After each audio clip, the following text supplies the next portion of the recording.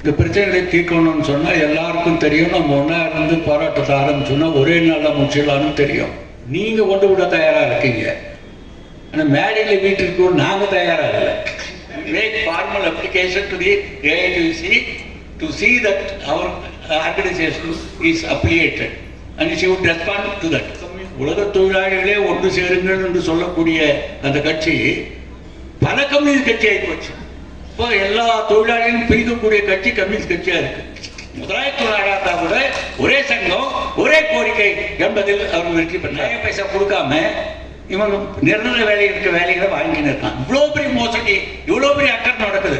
இதெல்லாம் வேடிக்கை பார்த்து தான் நம்ம இருக்கிறோம். வெக்கப்படணும். நான் முதல் வெக்கப்படுறேன். 16-18 வருஷம் பொறுத்து தான் NTUக்கு புத்தி வந்து இப்போ சேர்ந்துடலாம் அப்படின்னு சொல்லிட்டாங்க. சும்மா இருக்க போடுறதில்லைங்க. ஒன்றும் AITUCலேயே உள்ள போந்து ஒரு கிரியா ஊக்கியா நாங்கள் இருந்து இந்த AITUC முன்கை எடுக்கணும். இந்தியாவில் நாம் சுமார் 450 மில்லியன் தொழிலாளர்களாக விவசாயிகளாக இருக்கிறோம், உழைக்கும் மக்களாக இருக்கிறோம். அதில் அமைப்பு சாராத தொழிலாளர்கள், அமைப்பிலிருந்தும் அமைப்பு சாராத தொழிலாளர்கள், அமைப்பு சார்ந்த தொழிலாளர்கள் என்று 3 பிரிவினர்களாக இருக்கிறோம். அந்த 3 பிரிவினருடைய பிரதிநிதிகளும் நீங்கள் இங்கே உட்கார்ந்து இருக்கிறீர்கள். நமக்கு ஏராளமான பிரச்சனைகள் இருக்கு. இந்த பிரச்சனைகளை தீர்க்கணும்னு சொன்னால் எல்லாருக்கும் தெரியும். நம்ம ஒன்றா இருந்து போராட்டத்தை ஆரம்பிச்சோன்னா ஒரே நாளில் முடிச்சிடலான்னு தெரியும். பிரிக்கிறது பல்வேறு காரணங்கள் இருக்கு.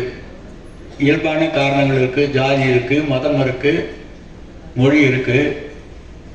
இதெல்லாம் நம்ம ஒன்றுபடுவதற்கு குறுக்கே நிற்கிற சுவர்கள் அல்ல, இயல்பாக இருக்கக்கூடியது.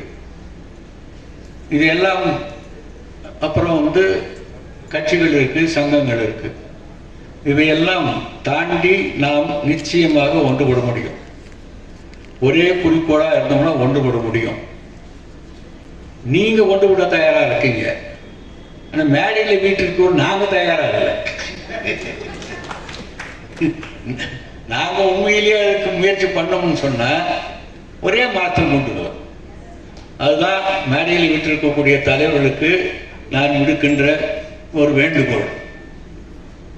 1929 AITUC அகில இந்திய தொழிற்சங்க காங்கிரஸ் உருவாக்கப்பட்டது. அது ஏதோ நாம ஆசைப்பட்டு உருவாக்கலை. ஒரு உலக மகாயுத்தம் நடந்தது. கோடிக்கணக்கானவங்க இறந்து போனாங்க. வெற்றி பெற்றவன், ஜெயிச்சவன், தோத்தவன் எல்லாரும் உட்கார்ந்து இப்படி இனிமேல் போர் நடக்கக்கூடாது, உலகத்தில் போர் இல்லாத உலகம் ஆக்க வேண்டும் அப்படின்னு முடிவுக்கு எல்லாரும் வந்தாங்க. எல்லா தேசமும் முடிவுக்கு வந்து 1919 14-18 முடிஞ்சது. 19-20 லீக் ஆஃப் நேஷன்ஸ் என்று ஐநாவுடைய ஒரு முன்னோடி அமைப்பு அமைக்கப்பட்டது. அந்த அமைப்பு என்ன, ஒரு தேசத்துக்கும் இன்னொரு தேசத்துக்கும் போர் வராமல் தடுக்கிறதுக்கு எல்லா நாடுகளுடைய பிரதிநிதிகளும் நாம் முடிவு பண்ணி தடுக்கணும் அப்படின்னு சொல்லிட்டு அந்த அமைப்பு ஏற்படுத்தப்பட்டது. அப்போ உலகத்தில் முன்னிருந்த தகராறு நடத்துக்கான காரணம் தொழிலாளிக்கும் முதலாளிக்கும் தகராறு நடக்குது. இந்த தகராறு நடக்கக்கூடாது, அமைதியாக எல்லாத்தையும் தீர்த்துக்கணும் அப்படின்ற காரணத்துக்காக என்ன பண்ணலாம். அப்போதான் ILO என்ற ஒரு அமைப்பு, அது ஒரு துணை அமைப்பாக ஆரம்பிக்கப்பட்டது. இந்த ILO என்பது இன்டர்நேஷனல் லேபர் ஆர்கனைசேஷன் இப்பவும் இருக்கு. இந்த லீக் ஆஃப் நேஷன்ஸ் ஏற்பட்ட பிறகு இந்த போரை தடுக்க முடியாத 39 2வது உலக மகாயுத்தம் வந்தது. அதில் கோடிக்கணக்கான பேர் செத்தாங்க. இனி யுத்தம் வரக்கூடாதுன்னு சொல்லிட்டு ஐநா சபையை ஏற்படுத்தி, ஐநா சபை இருக்குது உங்களுக்கு தெரியும்.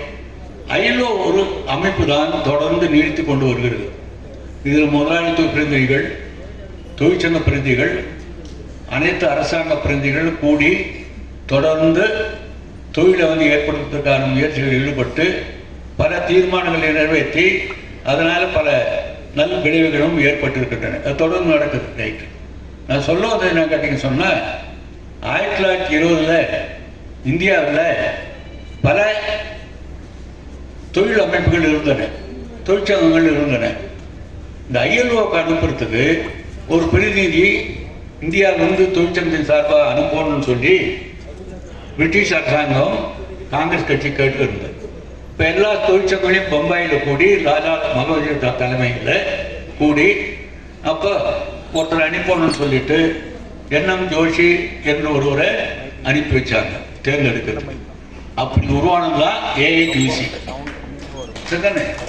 இன்னைக்கு இந்த AITUC-யை கைது பண்ணி வச்சிருக்காங்க. அமிர்த் கௌரம் மற்றவங்களெலாம் இருக்கக்கூடாது அப்படின்னு சொல்லிட்டு அவங்க கைது பண்ணி வச்சிருக்காங்க. அந்த விலங்கு ஒடிச்சு நாங்கள் உள்ள போனோம். கம்யூனிஸ்ட் கட்சிதா அப்படின்னு சொல்லிட்டு சொன்னோன்னு அவங்களும் நினைக்கக்கூடாது, மற்றவங்களும் நினைக்கப்படக்கூடாது என்ற காரணத்துக்காக உடச்சி நாங்கள் உள்ள போறோம். அதை சொன்னோம், அவங்களும் ஏற்றுக்கினாங்க. அவங்க அதுக்கான அப்ளிகேஷன் நாங்கள் சரியாக போடுறோம். We make formal application to the AITUC to see that our organization is affiliated and she would respond to that. அது ஒரு பக்கம் இருக்கும். அதுக்கப்புறம் என்னாச்சு, 1942 உலக மகாயுத்தம் நடக்கும் பொழுது சோவியத் யூனியனை ஹிட்லர் போய் தாக்கணும். அப்போ உலகம் பூரா கூட கம்யூனிஸ்ட்கள் என்ன சொன்னாங்கன்னு சொன்ன, ரைட்டு, இப்பொழுது அது முதலாளிகளுக்கு மட்டும் நடக்கிற சண்டை இல்லை, மக்கள் யுத்தமாக மாறி போச்சு. அதனால அந்த யுத்தத்தை நம்ம வந்து இந்த பக்கம் இருந்து சப்போர்ட் பண்ணணும். அதே மாதிரி முதலாளித்துவ நாடுகளும் சோவியத்திலும் ஒன்றா சேர்ந்தா அதை எதிர்த்து ஹிட்லரும் தோற்கடிச்சு ஜெயிச்சாங்கன்னு உங்களுக்கு தெரியும். அதனால அந்த சமயத்தில் பெரும்பாலும் காங்கிரஸ் கட்சிகள் தான் இருந்தாங்க. ஆனால் 42 இது ஏற்படும் பொழுது கம்யூனிஸ்ட் கட்சிகள் இல்லை கம்யூனிஸ்டுகள் காங்கிரஸே இருந்தாங்க. பெரும்பாலும் அவங்க தொழிற்சங்கத்தில் இயக்கத்தில் இருந்தாங்க.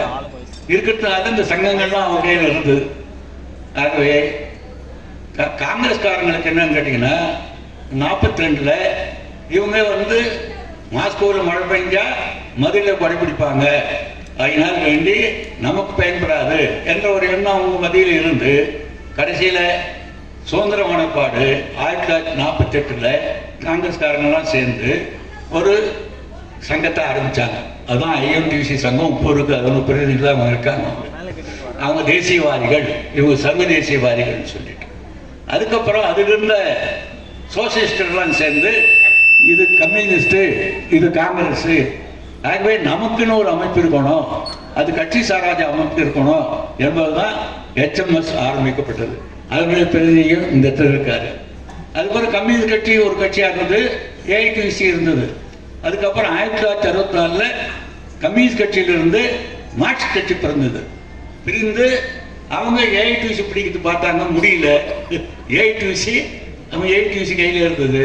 அதனால 1970 CITU எங்க கட்சிக்குன்னு ஒன்று ஆரம்பிச்சு இப்போ நடந்துன்னு இருக்குது. அதுக்கப்புறம் கம்யூனிஸ்ட் கட்சியில் பல்வேறு பிரிவுகள் பிரிஞ்சு போச்சு. உலக தொழிலாளிகளே ஒன்று சேருங்கள் என்று சொல்லக்கூடிய அந்த கட்சி பல கம்யூனிஸ்ட் கட்சி ஆகி போச்சு. இப்போ எல்லா தொழிலாளிகளும் பிரிக்கக்கூடிய கட்சி கம்யூனிஸ்ட் கட்சியா இருக்கு கட்சிகள். இதுதான் உலகத்தில் இருக்கக்கூடிய நிலவரம். அதனால இது எங்கேயாவது ஒரு இடத்துல ஆரம்பிக்கணும், ஒன்றா இருக்கணும் அப்படின்னு சொல்லிட்டு பல தொழிற்சங்கங்கள் வந்து தாங்கள் தேர்ந்தெடுக்கக்கூடிய தலைமைகள் தான் இருக்கணும் அப்படின்னு டெமோக்ரட்டைஸ் பண்ணுறதுக்காக முயற்சி பண்ணி வெற்றி பெற்றது. அந்த சங்கங்கள்லாம் வந்து யார் எந்த கட்சியில் இருந்தாலும் சரி, ஒரு தொழில் அமைப்பில் ஒரு சங்கம் தான் இருக்கணும். அந்த சங்கத்துக்கு யார் தலைவர் இருக்கணும், அங்கே இருக்கிற தொழிலாளி தான் நிர்ணயிக்கணும் அப்படின்னு சொல்லிட்டு ஒன்று ஒரு பக்கம் யூனிட்டி, இன்னொரு பக்கம் டெமோக்ரஸி. அதுக்கப்புறம் முதலாளித்துவத்தை எதிர்த்து நாம் இயக்கம் நடத்தணும், புரியல, அதனால மிலிட்டன்ஸ் போக்குணத்தோட நடத்தணும் அப்படின்னு சொல்லிட்டு இருந்தது. இது 1990 வரைக்கும் நடந்தது.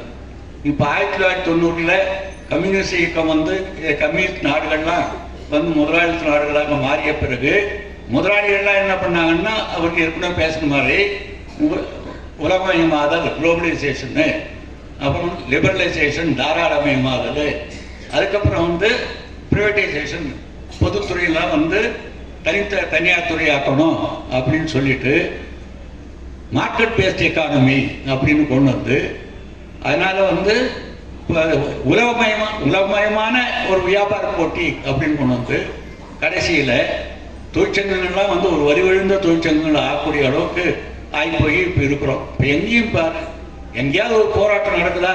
இல்லை. அமெரிக்காவில் தான் 2 போராட்டம் நடந்தது.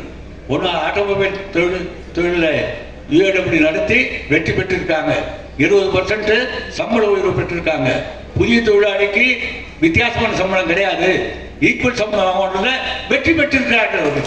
அதே மாதிரியே வெற்றி பெற்றது அமெரிக்காவே வெற்றி பெற்றன்னு அர்த்தம். அந்த ஒரே சங்கம் வலுவா இருந்தது, ஒரே சங்கமா இருந்தது, அதனால ஒரே கோரிக்கை வெற்றி பெற்று விட்டார். அதே மாதிரி போயிங்ல போராட்டம் இருந்தது. ஏரோப்ளைன் இன்ஜின் சேர்த்து வச்சாரு, ஏரோப்ளைன் சேர்த்து வச்சாரு. சமீபத்தில் 40% சம்பள உயர்வு கேட்டான், கொடுக்க மாட்டோம்னா உங்க முதலாளி நீங்க அதிகாரிகளை நிறைவேற்றுக்க ஏன் முடியாதுன்னு போராட்டம் நடத்தினார்கள். அந்த போராட்டத்திலையும் தொழிற்சங்கம் வெற்றி பெற்றது. ஏன்? ஒரே சங்கம். முதலாளித்துவ நாடாத்தா கூட ஒரே சங்கம், ஒரே கோரிக்கை என்பதில் அவர் வெற்றி பெற்றார்கள். இதுதான் நம்ம பார்க்கிறோம். ஒரே சங்கமா இருக்குன்னு சொன்னா, ஒரே கோரிக்கை வச்சு போராட்டம்னு சொன்னா, மற்றவங்க சப்போர்ட் இல்லைன்னா கூட ஜெயிக்க முடியும் என்பதை தமிழ்நாட்டில் பல சங்கங்களில் போராட்டங்கள்ல நாம பார்த்துருக்கோம். அதனுடைய வடிவம் தான் உழைக்கும் மக்கள் தொழிற்சங்கம் மாமன்றம் என்று இருக்குது. நாங்கள் இருக்கக்கூடிய இடத்துல ஒரே சங்கம் தான் இருக்கும், இன்னொரு சங்கம் இருக்காது. ஏன்னா 106 போட்டு ஜெயிக்கலாம். டெமோக்ரஸி இருக்கிறதுனால அந்த இடத்துல இன்னொரு சங்கம் தேவையில்லாத நிலைமை ஏற்பட்டு போச்சு. ஆனா இப்ப முதலாளி என்ன பண்ணாங்க, அவங்க வந்து புரிஞ்சினாங்க, இதை கூட அனுமதிக்க கூடாது, அதனால் வேண்டி நிரந்தர தொழிலாளிகள் இனிமேல் வைக்கக்கூடாது, இனிமேல கான்ட்ராக்டர் வைக்கணும், ட்ரைனிங் வைக்கணும், லேபர் வைக்கணும், இப்படி பல்வேறு பேர் வைக்கணும். இப்போ கவர்மெண்ட் அவன் வேற சொல்றான், மோடி அரசாங்கம் நீமுன்னு வச்சுக்கோ, இந்த ஷார்ட் டர்ம் எம்ப்ளாய்மெண்ட் வச்சுக்கோ, அப்படி புதுசாக வர முதலாளிகளுக்கு ஏற்பாடு பண்ணி கொடுக்குறோம். அது மட்டும் இல்லை, லேர்னன்ற முறையில் சொல்றேன், நாங்க துட்டு கொடுக்குறோம் 5000 ரூபாய். யாருக்கு? முதலாளிக்கு. முதலாளிக்கு துட்டு கொடுக்குறாங்க. துட்டு கொடுத்து கோடிக்கணக்கில் தொட்டு கொடுத்து நிரந்தர தொழிலாளி வைக்காத, அவனெல்லாம் இந்த பேர்ல வச்சுக்கோ, எம்ப்ளாயபிலிட்டி அப்படின்னு சொன்னா இவங்க ஏற்கனவே எம்ப்ளாய்மெண்ட்ல இருக்கா, முழு வேலை செய்யறான். எம்ப்ளாயபிலிட்டி அப்படின்னா அவர் வேலை வாய்ப்புக்கு அவர் வந்து திறன் ஏற்றி கொடு அப்படின்னு சொல்லி இவன் 5000 ரூபாய் கொடுத்து முதலாளி நய பைசா கொடுக்காம இவங்க நிரந்தர வேலை இருக்க வேலைகளை வாங்கின்னு இருக்கான். இவ்வளோ பெரிய மோசடி, இவ்வளோ பெரிய அக்கறை நடக்குது. இதெல்லாம் வேடிக்கை பார்த்து தான் நம்ம இருக்கிறோம். வெக்கப்படணும். நான் முதல் வெக்கப்படுறேன், எல்லாரும் வெக்கப்படணும் இருக்காங்க. அதனால வேண்டி நாம் வந்து இனிமேல வந்து தனியா இருந்து பண்ண முடியாது. இது ஆரம்பிச்சதுக்குன்னு கிடைக்கும் சொன்னா, இது மாதிரி கட்சியா சண்டாகி போச்சு. கட்சிகள் தலைமை இல்லாத ப்ரீ டெமோக்ராட்டிக் யூனியன் பல இருக்கு, அந்த யூனியன்லாம் இந்தியாவில் ஒன்று சேர்க்கணும் என்று சேர்த்துதான் 2006 NTUவை ஆரம்பிச்சோம். எல்லாரையுமே சேர்க்க முடியல, ஒன்றும் செய்ய முடியல, தனிப்பட்ட முடியல. அப்ப எல்லாரும் சேர்ந்து ஒன்றும் பண்ண முடியல. அப்ப நாங்கள் அப்பவே என்ன ஏஐடிசி பார்த்து கேட்டோன்னு சொன்னா, ஏஐடிசி நீங்க ஏற்றுக்கோங்க, ஒரு இடத்துல ஒரு சங்கம் தான் இருக்கணும், டெமோக்ரஸி இருக்கணும், அதனால் வேண்டி ஒன்றுபட்டு போராடணும். அது ஏஐடிசி நீங்க வந்து ஒரு நடைமுறையை ஏற்றுக்கோங்க, நாங்கள் NTUவை ஆரம்பிக்கல, சேர்த்துறோன்னு போய் கேட்டோம். அப்போ இந்த குருதாஸ் குப்தா எங்க சொன்னாரு, ஆக்கே நீ சொல்றது கரெக்டு தான், எனக்கு தெரியும் பண்ற, ஆனால் எங்கள் கட்சி இது ஒத்துக்காது அப்படின்னு சொன்னாங்க. அப்புறம் ஒரு கட்சி ஒரு குழு போட்டாங்க, இந்த NTU ஒரு குழு போட்டாங்க. 2006 2 பேர் பேசணும். நானும் அதில் கேனிங்கில் வந்து 24 கேனிங் பேசணும், டெல்லியில் ஏஐடிசி ஆஃபீஸில். கட்சியில் இருக்கணும்னு சொல்லிட்டாங்க. அவங்க சொல்லும்போது என்ன சொன்னாங்கன்னா, சந்தோஷமாக ஒன்று சொன்னாங்க, நீங்கள் எல்லாரும் வந்து ஒரு NTU வந்து இங்கே சேர்த்துக்கோங்க, உள்ளுக்குள்ளேயே போராடுங்க, உள்ளுக்குள்ளேயே ஏஐடிசி இதுக்காக வந்து ஏற்றுக்கணும், உள்ளுக்குள்ள போராடுங்க, அந்த சுதந்திரம் கொடுக்குறோன்னு சொன்னாங்க.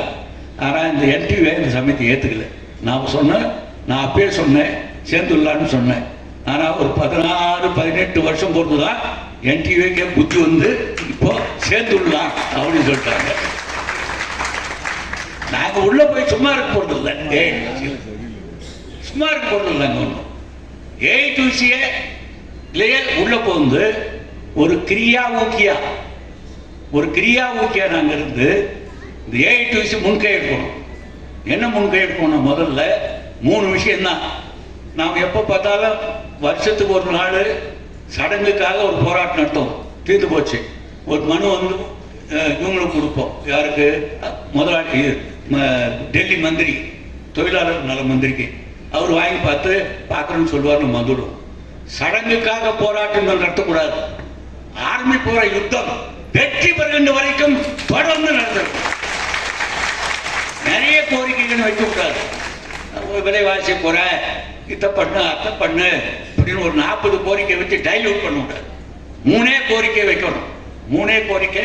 வைக்கணும். முதல்ல என்னன்னு கேட்டீங்க சொன்னா, ஒரே இடத்துல அசோக்கில் எடுத்துக்கோ, பர்மனன்ட் தொழிலாளி ₹1,00,000 மாச சம்பளம், ₹2,61,000 போனஸ் நான் தான் தருது. பக்கத்திலேயே அவனை மாதிரி வேலை செய்யறான், அவனை அதிகமாக வேலை செய்யறான், இல்லைன்னு சொன்னா ஆபத்தான வேலை செய்யறான், அசிங்கமான வேலை செய்யறான், உடம்புக்கு சுகாதாரம் இல்லாத வேலை செய்யறான். அந்த வேலையெல்லாம் பர்மனன்ட் ஆளுங்க இந்த டெம்பரரி ஆடு கொடுத்துறாங்க.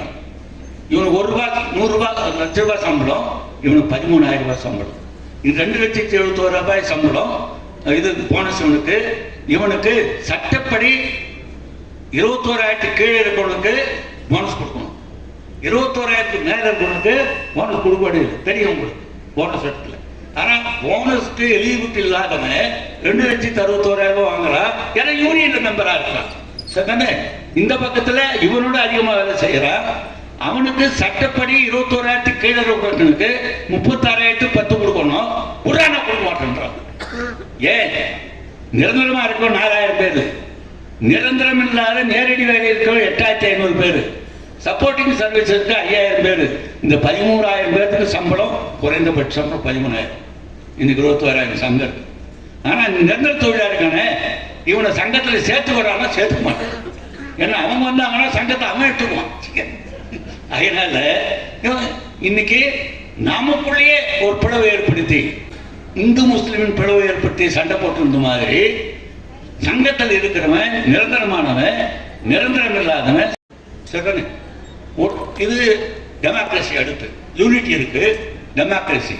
நான் தேர்தலில் அதுக்கப்புறம் தேர்தல் வச்சேன். 3 இடத்துல ஜெயிச்சேன், 3 இடத்துல தோக்கடிச்சிட்டாங்க. ஏன் தோக்கடிச்சிட்டாங்கன்னு கேட்டீங்க சொன்னா, இவர் வந்தாருன்னா அவங்க தான் கேட்குறாரு, நம்மளுக்கு பார்க்க மாட்டாரு அப்படின்னு சொல்லி மேனேஜ்மெண்ட்டை ஒன்று தூண்டி விட்டு ஒரு தென் மைனாரிட்டியில் நான் வந்து தோத்துட்டேன். ஏன்னு கேட்டீங்கன்னா, அவன் உரிமையை கேட்காதே, அவனுக்காக போராடாதே அப்படின்றதுக்காக நடந்து வச்சுருப்போம். அதனால நாம் எல்லாரும் ஒன்று சேர்ந்து என்ன பண்ணணும்னு கேட்டீங்கன்னு சொன்னா,